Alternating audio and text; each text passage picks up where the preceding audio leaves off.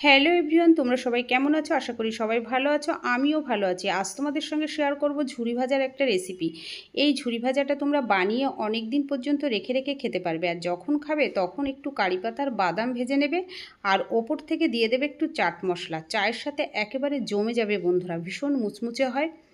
আমি এই রেসিপিটা কিভাবে বানিয়েছি সেটাই তোমাদের সঙ্গে শেয়ার করব। 2 বাটি নিয়ে নেব বেসন, তারপরে দিয়ে দেব লবণ, একটু হিং দিয়ে দেব, আর দিয়ে দেবো কাশ্মীরি রেড চিলি পাউডার, হলুদ আর 2 চামচ মতো সাদা তেল দিয়ে আগে মিশিয়ে নেব, তারপরে জল দিয়ে মেখে নেব।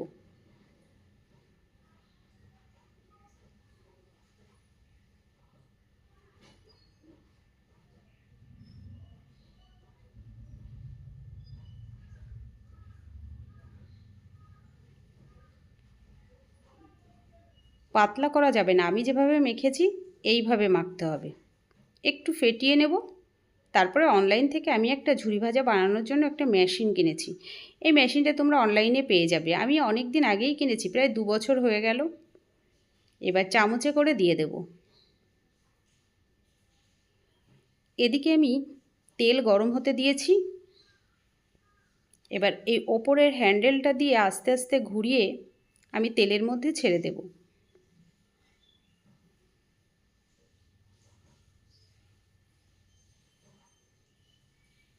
অবশ্য এখন বিভিন্ন রকম মেশিন বেরিয়েছে।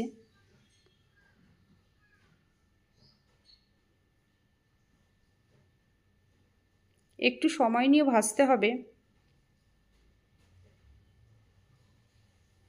তারপরে উল্টে পাল্টে ভাজা ভাজা হয়ে গেলে নামিয়ে নেব।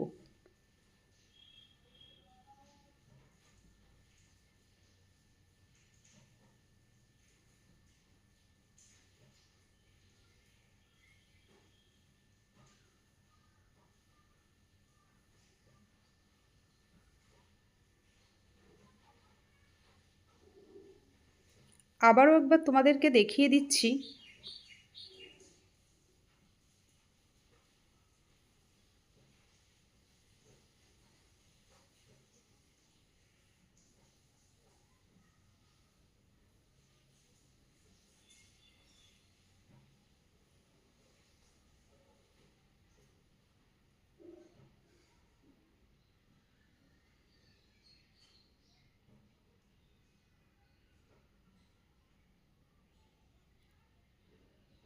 ভীষণ মুচমুচে হয় খেতে বন্ধুরা। আজ এই পর্যন্ত।